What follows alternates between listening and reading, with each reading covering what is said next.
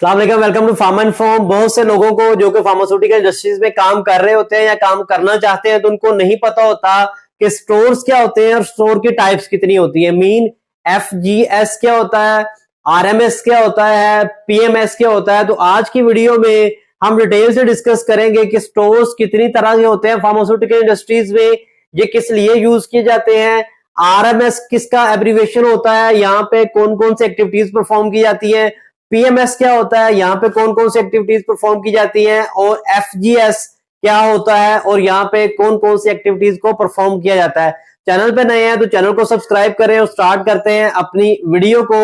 Store जो है बहुत ही इंपॉर्टेंट डिपार्टमेंट होता है फार्मास्यूटिकल इंडस्ट्रीज में, और स्टोर हम एक ऐसी जगह को बोलते हैं जैसा कि नाम से ही जाहिर है जहां पे हम अपनी डिफरेंट प्रोडक्ट्स को, मटेरियल्स को, एक्सिपिएंट्स को, एपीआईज को, पैकेजिंग मटेरियल्स को स्टोर करते हैं ताकि हम बाद में उनको यूज कर सके। तो यहाँ पे फार्मास्यूटिकल इंडस्ट्रीज में हम स्टोर को मेनली 3 कैटेगरीज में डिवाइड करते हैं। पहली कैटेगरी होती है RMS, दूसरी टाइप या कैटेगरी होती है PMS और थर्ड टाइप को हम बोलते हैं FGS। अब RMS क्या होता है? RMS होता है raw material store. Mean raw material store एक ऐसी जगह होती है जहां पे हम अपने रॉ मटेरियल्स को स्टोर करते हैं फार्मास्यूटिकल इंडस्ट्रीज में, इसको हम RMS बोलते हैं। यहाँ पे हम अपने एक्टिव फार्मास्यूटिकल इंग्रेडिएंट्स को स्टोर करते हैं, अपने एक्सिपिएंट्स को स्टोर करते हैं और अपने नॉन फ्लेमेबल जो लिक्विड्स या सॉल्वेंट्स होते हैं हम उनको भी यहाँ पे स्टोर करते हैं। अब जो फ्लेमेबल लिक्विड्स होते हैं वो भी RMS का ही पार्ट होता है, लेकिन उनके लिए अब अलग से स्टोरेज एरिया डिजाइन किया होता है हमने, जहां पे उनकी प्रॉपर वेंटिलेशन और प्रिकॉशंस के लिहाज से हमने उनको फ्लेमेबल अपने जो सॉल्वेंट्स होते हैं उनको लहदा से वहां पे स्टोर किया होता है। अब RMS जो है या रॉ मटेरियल स्टोर है, इसके अंदर बेसिकली हमारी 3 सब डिविजन होती हैं। पहला हिस्सा होता है क्वारंटाइन एरिया, सेकंड पार्ट होता है रिलीज एरिया और थर्ड हिस्सा जो होता है वो RMS का, उसको हम बोलते हैं रिजेक्शन एरिया। कोई भी चीज जो आती है बाहर से हम रिसीव करते हैं, सैंपलिंग के बाद हम उसको स्टोर कर देते हैं अपने क्वारंटाइन एरिया के अंदर और उनके ऊपर हम येलो कलर का लेबल लगा देते हैं। मीन वो वेट कर रहा होता है मटेरियल अपनी रिलीज का, जो कि क्वालिटी कंट्रोल से हमें मिलनी होती है। किसी भी मटेरियल की हमें रिलीज मिल जाती है तो हम उसको क्वारंटाइन एरिया से रिलीज एरिया में शिफ्ट कर देते हैं और येलो लेबल की जगह पे हम उसके ऊपर ग्रीन कलर का जो लेबल है वो लगा देते हैं। और अगर इन केस हमारा कोई मटेरियल रिजेक्ट हो जाता है क्वालिटी कंट्रोल लैब से तो हम उसको रिजेक्शन एरिया में शिफ्ट करते हैं और इसके ऊपर हम जो है वो रेड कलर का लेबल अप्लाई करते हैं।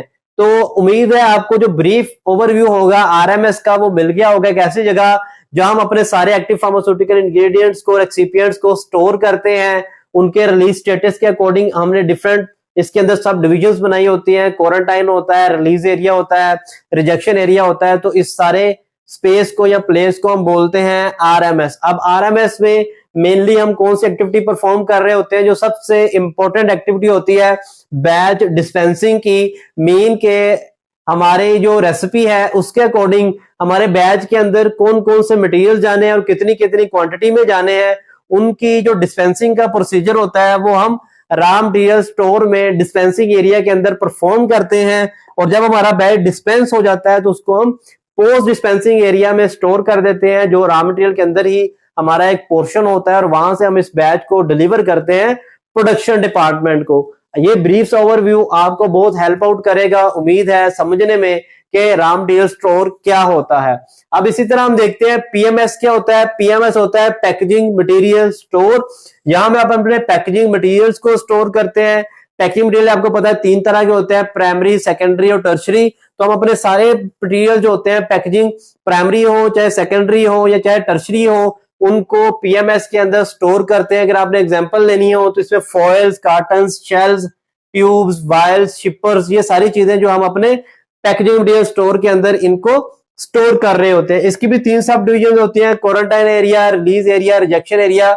सेम जैसे हमने पीछे पढ़ा, जब तक रिलीज नहीं आती किसी भी मटेरियल पैकेजिंग की, वो वेट कर रहा होता है अपने रिलीज का, वो क्वारंटाइन एरिया में रहता है। उसके बाद हम उसको शिफ्ट करते हैं रिलीज एरिया के अंदर। अगर कोई रिजेक्ट हो जाए तो रेड कलर के लेबल के साथ हम उसको रिजेक्शन एरिया में शिफ्ट कर देते हैं।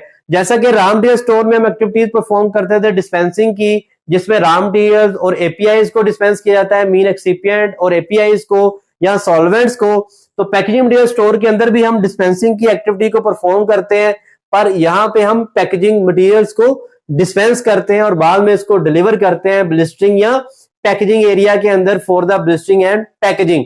आपका स्ट्रायल एरिया है तो वाइल्ड एंड प्यूल ये सारी चीजें अपने अपने सेक्शंस में हम यहाँ से उनको शिफ्ट कर देते हैं। नेक्स्ट जो टाइप है स्टोर्स की वो है FGS, finish good store. Finish good store में आप अपनी फिनिश गुड्स को स्टोर करते हैं। मेन जब हमारी चीजें पैक हो जाती है, हमारी कोई प्रोडक्ट जो है वो पैक हो जाती है, तो हम अपने शिपर्स को रिलीज के बाद जो है वो FGS के अंदर या फिनिश गुड स्टोर के अंदर ट्रांसफर कर देते हैं।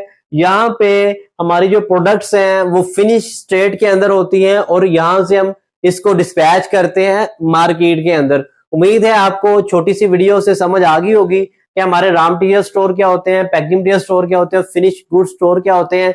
अगर आपको डिटेल वीडियो चाहिए हो किसी के ऊपर भी तो कमेंट में मेंशन कीजिएगा, मैं डिटेल से वीडियो को रिकॉर्ड कर दूंगा। अगली वीडियो तक के लिए इजाजत दें, अल्लाह हाफिज।